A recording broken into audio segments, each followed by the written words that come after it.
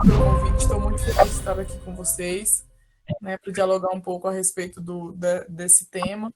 Um tema tão importante, principalmente nesse período e principalmente para quem tem criança dentro de casa.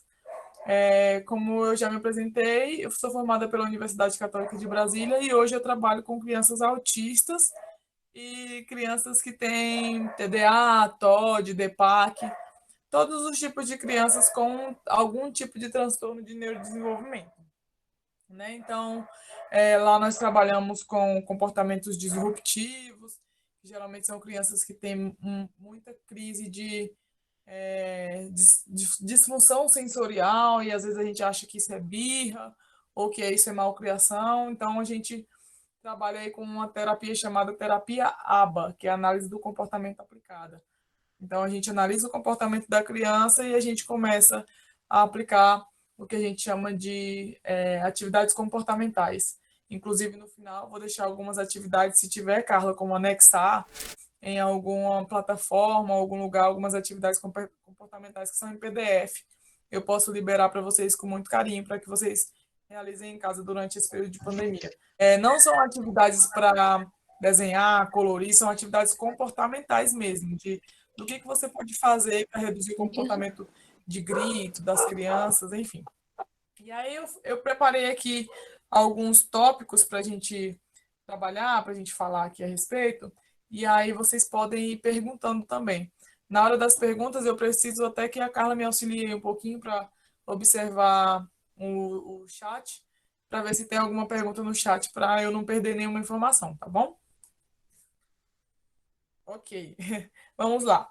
O que eu separei aqui? Como a gente vai falar sobre saúde emocional, eu gostaria de nomear esse momento de inteligência emocional. São alguns tópicos, são 7 tópicos que eu separei para que a gente consiga é, desenvolver o nosso dia a dia com a nossa família nesse período em que a gente passa tanto tempo com eles dentro de casa. A gente vive numa época em que a gente passa muito mais tempo trabalhando e buscando sustento para dentro dos nossos lares e a gente acaba perdendo o costume de lidar com os nossos filhos, com as nossas crianças. Essa é uma demanda muito grande que eu recebo lá na clínica. Inclusive, quando a gente voltou com os atendimentos, os pais estavam dando graças a Deus, porque eles não sabem, na maioria das vezes, lidar com comportamento disruptivo. Isso é comum, isso é normal. O ruim é quando a gente negligencia isso, acaba perdendo a paciência e só vai virando uma bola de neve e a gente não consegue lidar de uma forma mais assertiva. Então, qual foi o primeiro tópico que eu separei aqui? Respeitar a si e fazer com que as outras pessoas te respeitem, para que a gente tenha saúde emocional. Ah, mas nesse período de pandemia eu não estou lidando com ninguém, por que ela trouxe esse tópico falando sobre as outras pessoas nos respeitarem? Eu falo das pessoas de dentro do nosso lar. E aí não é gritando, não é tendo um tom mais alto da voz, é tendo um diálogo assertivo, né? Então, respirar fundo e pensar no que eu posso fazer para resolver aquele problema. O que eu posso fazer enquanto eu estou lavando a louça, a comida está no fogo, o menino está gritando no pé do meu ouvido, querendo alguma coisa. O que eu devo fazer para que eu ganhe um respeito? E o respeito não é o menino ficar lá igual um robozinho. O respeito é ele começar a entender os limites, entender as regras, para que aí o dia consiga fluir de uma forma mais ok. Então, qual é o nível de respeito que a gente tem adquirido dos nossos filhos? Que ambientes temos criado para eles, né, dentro de casa? A gente está muito acostumado em manter as crianças nas creches ou nas escolas, e lá é um ambiente controlado, limitado, é um ambiente onde os professores conseguem manter as regras, as habilidades acadêmicas, e quando chega em casa a gente não tem tantas regras assim, tantos comandos para que a criança siga. Então ela fica solta, ela fica perdida dentro de casa, porque ali é o lugar onde ela se sente mais livre. Eu escuto muito dos pais assim, Shawana, mas aqui ele faz tudo diferente, meu Deus, em casa é totalmente diferente, o que está acontecendo? Eu costumo mandar uma análise funcional para casa. O que é essa análise funcional? O que estava acontecendo antes dele começar a gritar, se desesperar? Qual foi o comportamento? Ah, é grito, é choro, é chute, é bater? E o que foi feito para que eu modificasse esse comportamento dele? Então a gente nunca pensa no que a gente fez para ganhar o respeito. para que essa criança não repita mais o comportamento. A maioria das vezes a gente bate ou tira dali, né? Tira, muda o foco. Mas a gente nunca pensa, às vezes a gente faz isso de forma involuntária, automática, não sabe é, de onde veio aquela decisão, de onde a gente tirou as informações para que a gente colocasse esse comportamento em extinção. Então é sempre importante observar o que estava acontecendo antes, o que está acontecendo, qual foi o comportamento que ele trouxe e o que eu fiz para que isso modificasse. Dentro da clínica, dentro das escolas, nós temos um ambiente controlado, é um ambiente limitado. Então a criança ela sabe que eu vou chegar aqui, vou fazer uma atividade e vou para casa. E mesmo assim, algumas crianças têm um comportamento muito disruptivo. A agitação psicomotora lá nas nuvens, mesmo dentro da clínica, mesmo nas escolas. Então, uma forma de a gente conseguir adquirir mais respeito do nosso lar e mais calmaria é começando a colocar regras. Aí vamos dizer que uma criança ela passa o dia inteiro no videogame, no celular. Aí o pai chega para mim, Ana, o que eu vou fazer? Porque eu já tirei o videogame, o menino só piorou, começou a gritar, começou a ficar desesperado e não sei o quê. Não. Se é uma criança que ela passa o dia inteiro com videogame e você tira ela do videogame o dia inteiro, você vai punir a sua criança. E uma punição nunca é uma forma de adquirir comportamentos assertivos. Uma punição é uma coisa que deixa a criança com a cabeça 100% agitada, né? Então, a gente reduz o nível do uso de videogame, mas não precisa tirar totalmente. Esse momentinho que você conseguiu tirar, 30 minutos, uma hora, faça outras atividades, coloque músicas educativas, faça outras atividades que essa criança consiga desenvolver a neuroplasticidade dela, porque as nossas crianças de 1 ano a 6 anos, quando está nessa fase inicial de vida, elas têm a neuroplasticidade a todo vapor. O que é a neuroplasticidade? É a capacidade de aprendizado. Então, as coisas entram com muita mais facilidade do que agora eu, enquanto adulta, vocês, enquanto adultos. A gente tem um pouquinho mais de dificuldade de aprender as coisas do que crianças, porque eles têm essa fase de neuroplasticidade. Então, a gente dá um boom de estímulo. Se eu consigo separar 1 hora para estimular meu filho a imitar, bater palma, pular, dançar, brincar com areia, fazer várias outras coisas, eu estou ampliando o repertório de brincadeira. De repente, ele consegue descobrir outras coisas que são mais interessantes do que o videogame. Agora, tirar o videogame e ele ficar sem uma coisa funcional, para ele dar função a ser feita, é uma punição. Então, a gente faz com que o comportamento da criança regrida, o comportamento assertivo, e a gente aumenta o comportamento disruptivo. O de número 2, capacidade de automotivação. Ser positivo com relação à própria vida. Nesse período, a gente está tendo um índice de ansiedade, suicídio e baixa autoestima lá nas nuvens, porque a gente quase não tem se arrumado para ficar em casa, né? A gente está tendo um tempo de ociosidade maior, por um lado, por outro lado, para as mães em específico, surgem mais atividades do lar para serem feitas. Então, a cabeça fica a mil, você não consegue nem se perceber. Então, vê o quanto você é importante nesse lar e o quanto esse lar precisa de você, mas o quanto, sobretudo, você precisa estar bem, você precisa de si. Então, a capacidade de automotivação é muito importante, porque a gente começa a perceber que nem tudo a gente vai dar conta, mas foi bom dar conta de algo. Então, a gente conseguiu realizar algumas coisas, a gente tem que valorizar isso, porque na maioria das vezes a gente não valoriza, a gente é igual elogio. Às vezes a gente escuta milhares de elogios, mas se uma pessoa faz uma crítica, a gente vai guardar essa crítica pro resto da vida. Às vezes a gente esquece todos os elogios, ouviu vários elogios, a gente esquece, mas a gente valoriza aquela informação negativa, aquela crítica que a gente recebeu. Então, durante todo esse vendaval que está acontecendo na pandemia, a gente tem que parar um pouquinho para se valorizar, para se perceber. Tipo, poxa, eu vou tirar um tempinho aqui para assistir alguma coisa que eu gosto. Seja um bem-estar da vida, vai de bem-estar a Jornal Nacional. sentar, respirar e perceber aquele momento, porque às vezes a gente faz até isso. A gente senta e tá lá assistindo, mas a gente tá, tipo, a cabeça da gente tá pilhada. A gente não sabe como proceder a partir daquilo e nem o que que a gente tá fazendo ali. A gente só tá lá, né? E a gente não percebe. Uma vez, um professor meu, não sei se a Carla chegou a conhecer, o nome dele é Francisco, era professor de psicopatologia lá da Universidade Católica. Sim, de cabelinhos brancos. Exatamente. Ele fez um Top. negócio assim, tá, gente, vamos lá. Todo mundo vai parar agora e vai tentar sentir o dedo do pé. Aí todo mundo, poxa, nunca parei para fazer isso. E aí todo mundo começou a sentir o dedo do pé. Agora você vai sentir o seu calcanhar. Aí todo mundo, tá, sabe? E a gente começou a sentir as partes do corpo da gente. A gente começou a se perceber ali. A gente começou a se encontrar ali. Às vezes a gente tá só existindo no mundo. A gente não se percebe, a gente não se sente ali, a gente não tá ali, a gente não se valoriza. A gente tá como se a gente estivesse vivendo em prol do outro. Sempre em prol do outro. Sempre em prol do nosso filho. Enfim, agora a clínica que eu tô tá abrindo uma fazendinha, que é uma fazendinha para autistas, crianças com transtorno de neurodesenvolvimento. Então lá eles vão ter acesso a animais, lá eles vão ter acesso a vários bichos e a várias oficinas, arte terapia, ludoterapia, linguagem, enfim, várias terapias.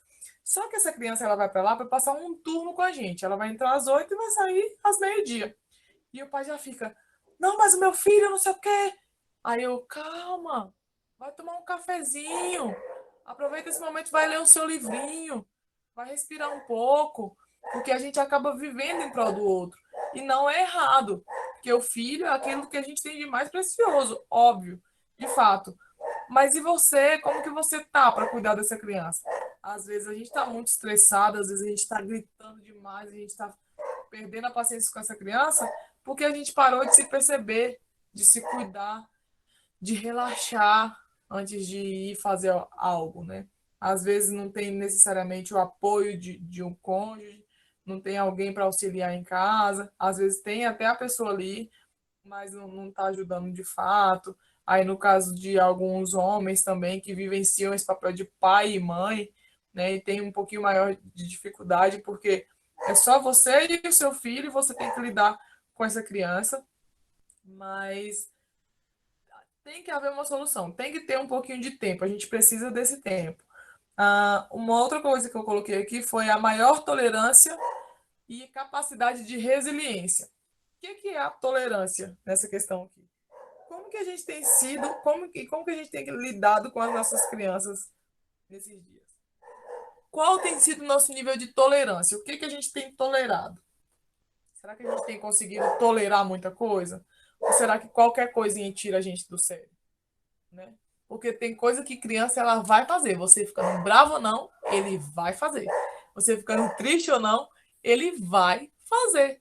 Então tem coisa que a gente tem que tolerar. A gente tem que começar a ver isso como uma coisa do nosso cotidiano. A gente não tem que aceitar tudo que ele faz. O menino tá lá fazendo de tudo, você fingindo a plena, o pleno, e o menino derrubando tudo. Mas tem coisa que a gente precisa tolerar. Tem coisa que você não vai conseguir resolver ali e agora. Respira fundo, não deixe. Muita coisa que a gente dá de dica lá é não deixar a criança perceber qual tem sido a nossa emoção. Porque, por exemplo, se a criança entra para mim pela primeira vez, ele entra chorando, meu Deus, parece que o mundo vai acabar. E o pai fica, ai meu Deus, meu filho, e não sei o quê, e aquilo. Isso é um nível de ansiedade que passa de você para a criança.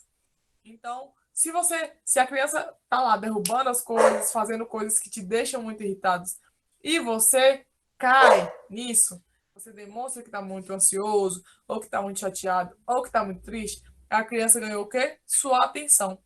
Então, na maioria das vezes, a criança não faz as coisas por mal, elas fazem as coisas por atenção. Por mais que você dê atenção para ela 23 horas por dia, se uma hora ela quiser a sua atenção diferente de todas as outras horas, ela vai conseguir.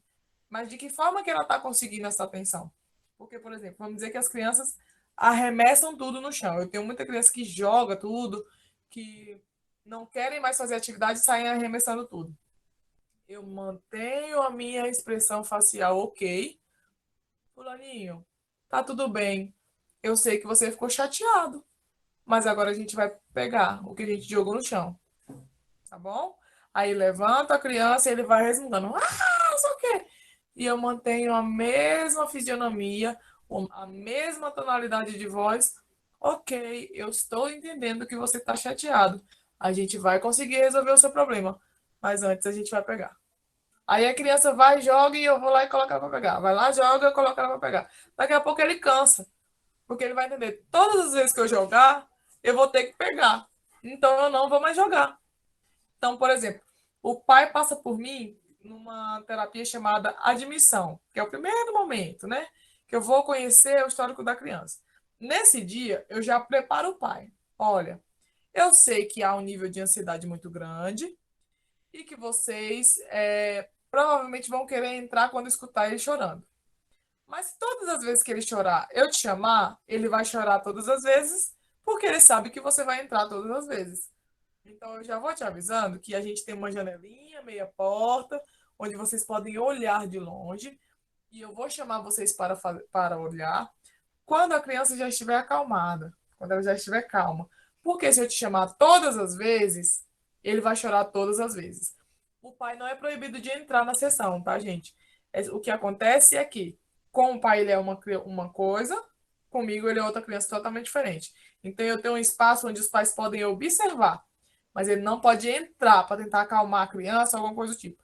Mas ele está ali para perceber que não está acontecendo nada de errado com a criança e que a gente está sabendo lidar com o comportamento disruptivo. Então, evitar expressões faciais e tentar manter a calma. Ah, mas eu vou logo lá e bato mesmo, vou logo lá e pego o que ele jogou, eu mesmo cato, que é mais rápido. É mais rápido, mas você vai fazer isso por vários anos. Se você fizer um mês de treino comportamental, você não vai mais precisar fazer isso durante a sua vida inteira.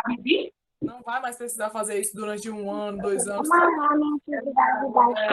porque você já se dedicou em um período fazer aquele treininho. Então, assim, eu tenho muitos resultados de crianças imediatos, resultados imediatos, porque os pais topam a ideia. Ações interpessoais. Como tem se relacionado com as pessoas dentro de casa e qual é a forma de diálogo, diferente do diálogo assertivo, para o diálogo disruptivo? Ou seja, como que tem sido a sua relação dentro da sua casa com os adultos, por exemplo? Você tem se irritado com facilidade? Porque o que tem acontecido? Durante esse período de pandemia, a gente tem convivido mais com as pessoas e tem coisas que a gente não sabia sobre ela que a gente passa a descobrir. Por exemplo, eu não sabia que fulano largava a toalha molhada em cima da cama, porque quando eu chego a toalha já está seca. Chegava a toalha já estava seca. Hoje eu sei como que funciona, como que ele deixa lá. Eu não precisava desenvolver atividades domiciliares porque eu estava trabalhando e fulano não estava. Hoje eu estou em casa, então eu preciso ajudar. Como que tem sido isso? Como que tem sido aceitar esse tipo de coisa e como que tem sido essas relações interpessoais? Porque a gente perde o costume de dialogar com as pessoas dentro da nossa casa. E aí, nesse período de pandemia, a gente foi obrigada, a gente se viu obrigada a fazer isso. É uma pessoa que está ali com a gente, é uma pessoa que mora com a gente. Então, se essa pessoa está lá, ela deixa de ser um estranho porque ela está dentro do nosso lar. Como que tem sido esse diálogo? Por exemplo, por que você não está mais fazendo isso? Por que você não tirou isso aqui daqui? Ao invés de falar, fulano, você pode me ajudar a tirar isso aqui de cima da cama? Porque que acontece? Às vezes isso parece até deboche. Você poderia me ajudar a fazer tal coisa? Porque a gente está tão acostumado a gritar que quando a gente pede ajuda, por favor, parece um deboche. Mas a gente pode modificar isso, desde que a gente avise a pessoa antes. Fulano, eu reconheço que por muito tempo eu perdi a paciência e fui muito estressado ou estressada, e agora eu quero mudar isso. Então, a partir de hoje, ao invés de eu gritar ou de eu falar muito acelerado, eu vou tentar falar com mais clareza e de uma forma mais calma. Então, por favor, você poderia me ajudar a tirar isso aqui daqui, porque se eu for fazer, eu vou acabar perdendo um pouco de tempo e vou ter que fazer outra coisa. E vou perder o tempo da coisa que eu deveria fazer. Aí, deixa eu ver um exemplo. É, esses dias eu vi até uma postagem no Instagram que a pessoa falava assim: por que você está irritado comigo? Você não tem que estar irritado comigo. Por que você está chateado? Eu tenho a minha opinião, eu tenho a minha opinião, você tem a sua opinião, não sei o quê. Mas a gente poderia falar de outra forma. Fulano, eu te deixei chateado em algum momento? O que eu fiz e o que eu posso fazer para melhorar? E isso dói. Não é fácil fazer isso, não. É muito difícil. Mas quando você faz duas, três vezes, você melhora as relações dentro de casa, isso se torna uma coisa comum. É como pedir perdão. Às vezes a gente tem uma dificuldade. Oi? Às vezes a gente tem uma dificuldade imensa de pedir perdão, né? E aí, quando a gente pede, a gente tem muita dificuldade. Gente, mas sério, eu garanto para vocês que quando você pede perdão uma vez, isso lava a sua alma. Independente da outra pessoa te perdoar ou não, você fazer a sua parte, lava a sua alma de uma maneira que você não vai deixar de pedir perdão nunca mais. Você nunca mais terá inimigos, porque você vai ter uma facilidade maior de pedir perdão. A dificuldade é o primeiro perdão, o segundo perdão, mas depois disso você começa a ter uma elevação mental, uma elevação de espírito tão grande que aquilo vai lavar a sua alma de uma forma que você não vai ter mais dificuldade de fazer isso. Então, no geral, o que, que eu quero dizer? Que a primeira vez que a gente faz uma coisa, a segunda vez, a terceira é muito difícil. Mas é difícil por um tempo. É melhor do que a gente repetir por vários anos um comportamento de resistência. Que isso vai gerar um sofrimento que às vezes a gente não sabe nem de onde vem. Ah, eu tô muito triste, eu tô muito cansado, eu tô muito chateado. Mas por quê? É igual o caso da crise de ansiedade ou da depressão. Às vezes a pessoa não sabe explicar por que, que ela tá com aquilo. Mas às vezes são coisas tão simples que foram acumuladas durante anos que a pessoa não consegue entender, não consegue perceber que é aquilo que tem feito ela se sentir mal, que é aquilo que tem provocado a tristeza, que é aquilo que tem provocado a ansiedade nela. Então, quando a gente sofre nas primeiras semanas, nos primeiros meses, para fazer uma coisa positiva e proativa, a gente não precisa sofrer mais durante anos. Controlar os seus impulsos. Durante um período de 24 horas, quanto tem sido o seu humor para bom e para ruim? Ah, é 50% para bom, para feliz, e 50% para triste. Na metade do dia eu estou muito feliz, na metade do dia eu estou muito triste. Ou 70% do meu humor é de estresse e cansaço. A gente tem que começar a mensurar essas coisas. Uma coisa que eu fazia quando eu atendia adultos, deixa eu tirar a print aqui para eu poder lembrar depois. Apareceu uma informação aí muito importante. Quando eu atendia adultos, eu fazia muito mapeamento mental, que é uma folhinha, né, Carla? E a gente vai. Por que, que é importante usar o papel? Porque a gente tem uma visão melhor sobre as coisas. No final, a gente tem uma visão mais ampla. Então, não tem problema nenhum você pegar um caderno, uma folha, e começar a pontuar desde as 8 horas até as 8 da noite. O que, que você fez de bom?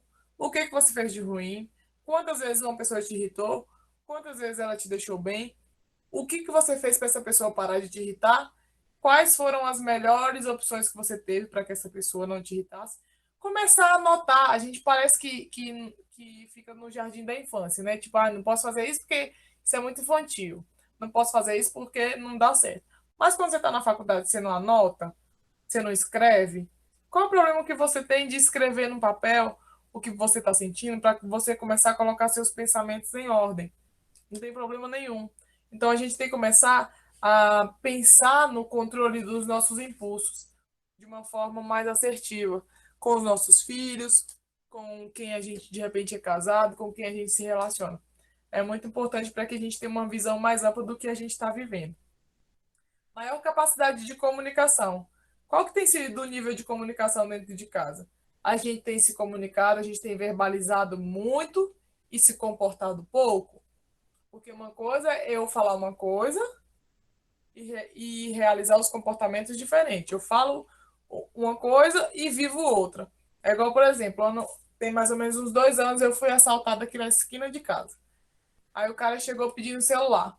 Eu disse: Não, moço, eu não tenho celular, não. E estendi a mão com o celular. Não, moço, não tenho celular. Entregando o celular pro cara. Meu corpo dizia uma coisa, minha boca dizia outra coisa totalmente diferente. Então, o que que eu tenho feito? Eu tenho é, pronunciado várias coisas e agido pouco ou agido diferente, ou o que eu falo está conivente com o que eu vivo. E, gente, isso dói. Dói muito, porque nós somos seres humanos e o ser humano costuma ser muito egoísta. Então é muito doloroso quando a gente tem que reconhecer um erro nosso. Mas é fundamental, porque a gente evolui. De uma forma ou de outra, a gente evolui. Independente da crença, independente se você acredita no atendimento psicológico. Quando a gente reconhece os nossos erros, a gente evolui, porque a gente começa a pensar em formas de modificar esse erro, em formas de ver o que, que eu posso fazer para não repetir isso. Como que eu posso fazer para ter um pouquinho mais de calma? Nem tudo é tão desesperador assim, nem tudo é essa montanha russa toda que a gente está vivendo. Aí eu coloquei o último aqui. Tomar decisões mais adequadas. Ao invés de gritar, se estourar, a gente começar a esperar, respirar e tentar novamente. Então, nunca tomar decisões no impulso. Tem coisas que dá para a gente esperar. A gente parece que os dias estão sendo abreviados e parece que a gente tem que tomar decisões imediatistas. Né? A gente tem que fazer logo, a gente tem que falar logo o que tem que ser dito, a pessoa tem que ouvir mesmo. E às vezes a gente poderia esperar mais um pouco, esperar a cabeça esfriar, para a gente falar alguma coisa, né? E a gente não tem feito tanto isso. Então, esses foram os 7 tópicos que eu quis trazer aqui para vocês. E vou deixar também as atividades comportamentais. Mas antes eu queria falar de alguns temas. Comportamento disruptivo e comportamento assertivo, nas crianças, por exemplo. O que é o comportamento disruptivo? É tudo aquilo que causa algum tipo de dano nos relacionamentos sociais e no cotidiano. Então, essa criança ela grita demais, ela chora demais, é uma criança que não faz as atividades, é uma criança que não consegue focar nas atividades dela, ela está totalmente perdida com relação às habilidades acadêmicas e com relação ao outro. Tipo, a tonalidade de voz dela é muito alta, ela não entende que ela tem que falar baixo, já falou 600 vezes e ela continua falando muito alto. Esses são comportamentos disruptivos. Os comportamentos assertivos são comportamentos o contrário dos disruptivos. Então, a criança que ela já consegue socializar, ela já consegue interagir com outras pessoas, ela consegue sentar e iniciar uma atividade e finalizar, porque a gente tem muitas crianças que têm dificuldade de finalizar. Elas até iniciam, vai ali até a metade, mas elas não finalizam. Elas perdem o foco muito rápido, elas querem sair daquilo ali muito rápido. Então, esse é um comportamento disruptivo. Comportamento assertivo é quando a gente consegue colocar a criança para realizar aqueles comportamentos que não danificam as habilidades sociais dela, né? Então, por exemplo, na escola e lá na clínica, eu supervisiono uma equipe de psicólogas. Então, eu tenho 6 psicólogas que atendem os pacientes enquanto eu estou supervisionando, orientando. Então, às vezes o menino está correndo, correndo, correndo, correndo, correndo, e lá tem umas mesinhas onde eles podem sentar. E aí elas falam, Chau, mas ele não quer sentar, ele não está focando, como que eu vou fazer isso aqui agora? Tá, mas como que tá sendo? Ele inicia a atividade, pelo menos? Aí ele inicia, mas com muito esforço. Eu tenho que oferecer ajuda física leve, ajuda física total, enfim, a gente tem vários terminhos lá que a gente vai utilizando. E a terapeuta me chama porque eu preciso orientá-la, ela de alguma forma, isso é super comum. E aí eu falei, mas tá, se ele tá com essa agitação psicomotora, por que que você quer manter ele 50 minutos sentado numa cadeira? Não tem como. Eu costumo dizer que o nosso método de ensino no Brasil é um pouco ultrapassado, porque a gente está acostumado com a habilidade acadêmica, que o menino ele tem que entrar, ele tem que ir, como se ele fosse um robozinho, sentar, fazer as atividades, ir para o intervalo, voltar, fazer as atividades. E é um negócio que o menino tem que fazer daquele jeito. E, gente, a gente vive numa geração totalmente evoluída. Só que algumas habilidades da gente ficou para trás. Então, por exemplo, eu falei para ela: por que você não tira essa mesinha, deixa só o banquinho, só a cadeirinha, deixa ele correr um pouco, senta ele 10 segundos, conta até 10, mantém o contato visual.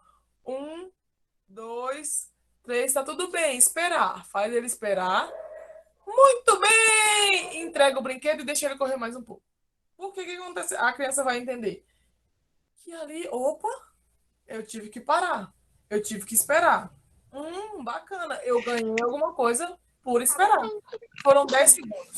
Faz isso várias vezes. E aí, quando a criança começa a se acostumar, ela começa a aumentar o tempo. 30 segundos, 1 minuto, 5 minutos.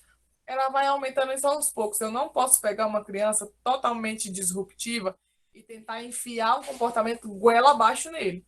É igual tirar o videogame de uma criança que passa 4 horas no videogame, tirar as 4 horas de videogame dele. Né? A gente vai tirando aos poucos. Então, essa criança ela começa a ter um comportamento mais assertivo. E aí, daqui a pouco eu venho, fulaninho, esperar. Pego o lápis, entrego o lápis para ele. Lápis, muito bem. Com o que a gente escreve? Com lápis. Você já sabe a letrinha A? Já sabe a letrinha B? Aí ele, A, B. Isso já foram 10 segundos. Muito bem, deixa ele correr. Eu entendo perfeitamente que isso não dá para fazer numa sala de aula, com vários alunos. Óbvio que não tem como. Então a gente vai começando a pensar em outras estratégias. Estratégias onde a gente tira aquela criança que tem um comportamento mais disruptivo e trago ela para me ajudar, segurar um cartaz. Olha, fulaninho hoje vai ser meu monitor. A criança se sente útil, porque ao invés de a gente ficar gritando com ela, fulano, não sei o que, não faça isso. A gente traz essa criança para se sentir útil. Então, ela, aquela que fica correndo, ela tá tendo que ficar aqui mais paradinha, mostrando um cartaz. Eu já fui professora também e eu utilizei muito essas técnicas. E os meninos se amarravam. Semana que vem vai ser fulano. Aí eu pegava aqueles que eram os mais agitadinhos. Aí eles ficavam lá na frente, segurava um cartazinho, segurava o giz, escrevia a letra lá no quadro. No final tinha uma premiação. Então a criança ela precisa de reforço imediato. Se eu falo assim, filho, você tem que estudar, porque se você passar de ano, a mamãe vai te dar uma bicicleta no final do ano. O menino tá lá louco por uma bicicleta. Você promete ele pro final do ano, ele vai pensar o seguinte: ah, final do ano tá longe.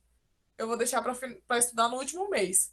Ou uma criança que é menorzinha, ele não vai nem entender o que é final de ano, o que é ano que vem. O reforço da criança precisa ser imediato. É como, por exemplo, eu desligo essa luz e eu ligo, tem um reforço, porque eu sei que eu tenho a energia. Então é por isso que eu não mantenho desligada. Eu vou lá e ligo. A criança ela precisa desse reforçador e tem que ser imediato. Você não vai dar um reforço para ela, uma balinha, um pirulito, todas as vezes que ela emitir o comportamento. Mas nas primeiras vezes, sim. Depois você torna isso intermitente. Dou uma vez, outra vez não. Dou uma vez, 2 vezes não. Dou uma vez, 3 vezes não. Daqui a pouco aquilo vai ficar automático. Como ligar e desligar a luz é automático para mim. Né? Então, às vezes, a criança ela só precisa de uma ajudinha a mais para que a gente consiga desenvolver melhor os comportamentos dela.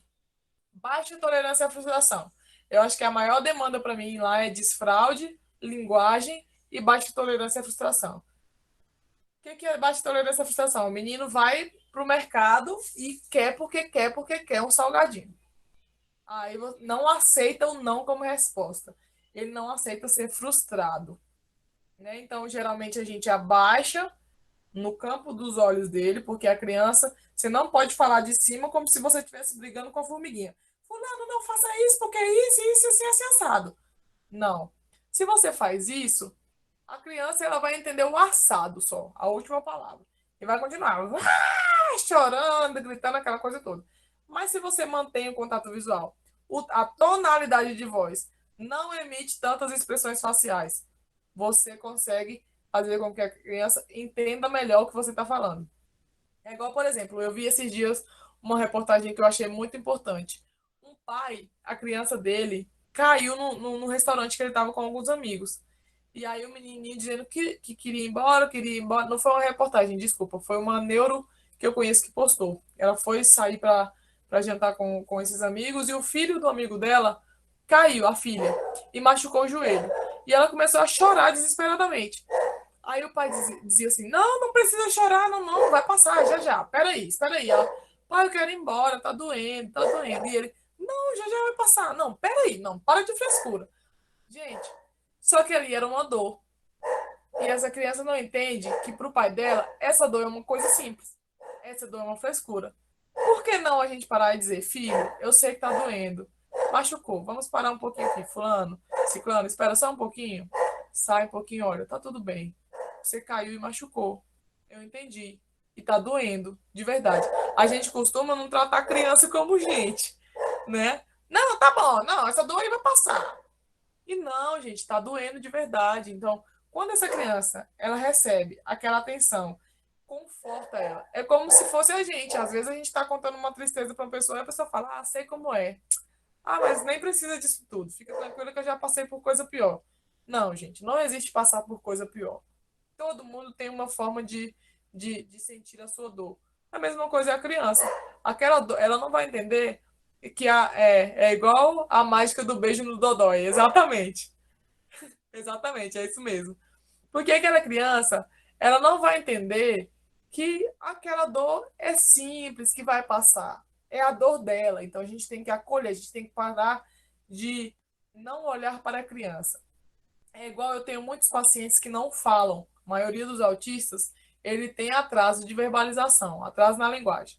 Então, o que que o pai faz? Carrega o menino para tudo que é canto, chega lá, coloca ele numa escola, coloca ele na clínica e nunca fala para essa criança onde ela está indo. Não é porque ele não fala que ele não entende. Às vezes a ausência da linguagem faz com que a gente pense que a criança só está existindo ali. E não é, a gente super protege aqui por um lado, mas a gente não explica outras coisas, que é uma questão de proteger também. Então, às vezes a gente simplesmente leva o menino e não explica nada para ele. E isso acaba trazendo comportamentos disruptivos, de choro, de grito. Por isso que a menina entra chorando, desesperada, porque, meu Deus, que lugar é esse? Meu pai me deixou aqui, eu não sei que lugar é esse, eu não sei quem são essas pessoas. Não custa nada a gente explicar. E aí eu tô falando de criança de 1 ano, 2 anos, sim, porque ela tá numa fase de desenvolvimento. Você só não precisa falar tão rápido, mas comece a explicar com frases curtas. Comece a utilizar figuras, né? Para que a criança consiga entender, ver aquilo ali, começar a perceber. Isso reduz, gente, muito o nível de ansiedade. Existe um método chamado método Teacher, que é uma tira de sentença, onde a gente tem uma, como se fosse uma tala de papelão, e aí a gente coloca EVA e um velcro no meio. E aí a gente tem várias imagens da escola da criança, da clínica que a criança frequenta, da igreja que a criança vai, enfim, várias coisas. E a gente coloca essas imagens nessa tira, explicando o dia a dia dessa criança. Isso reduz muito o nível de ansiedade e de estresse, que a gente chama de comportamento disruptivo e de baixa tolerância à frustração, porque na verdade não é. Às vezes é uma ansiedade, e essa criança se expressa chorando e gritando porque ela não sabe dizer o que ela está sentindo, mas ela está sentindo uma insegurança muito grande. Quando ela passa a entender a rotina dela, ela tem maior facilidade de lidar com esses comportamentos. E esse método ele foi testado cientificamente, enfim, tem muitas coisas que são importantes através dele que a gente consegue desenvolver o comportamento da criança. Já estou quase finalizando. Crianças que não falam, elas têm um nível de estresse muito grande, um nível de ansiedade maior, porque elas querem expressar e elas não conseguem, né? Então a gente começa a trabalhar através de figuras, a gente começa a trabalhar através de comunicação alternativa para que essa criança desenvolva melhor. E começa a falar com frases curtas, porque como eu falei, não é porque essa criança não fala que ela não entende, que ela não escuta, né? Às vezes ela tem um atraso de neurodesenvolvimento e isso faz com que ela não entenda muito bem é, alguns comandos que a gente dá. Bom, gente, é isso. Eu não sei se ficou claro para vocês, se deu para entender, o que que vocês acharam, como que vocês se sentiram com relação a isso. Mas, de toda forma, eu vou liberar algumas atividades para vocês e elas são bem auto-aplicativas, explicativas, desculpa. E aí vocês vão conseguir ler e aplicar em casa. De repente, trazer até um feedback. Eu tenho o Instagram, meu Instagram é @m.emorizar. E aí lá vocês podem mandar o feedback. Olha, Chá, eu fiz aquela atividade e tudo mais. E foi assim, assim, assado. Eu vou dando feedback para vocês. Se vocês não conseguirem fazer, eu estou totalmente à disposição para que a gente consiga dialogar, para que vocês consigam ter maiores dicas. Lá eu posto muitas dicas sobre comportamento infantil. De repente, se vocês puderem acompanhar lá, vai ser muito bacana. Eu gosto bastante de interagir.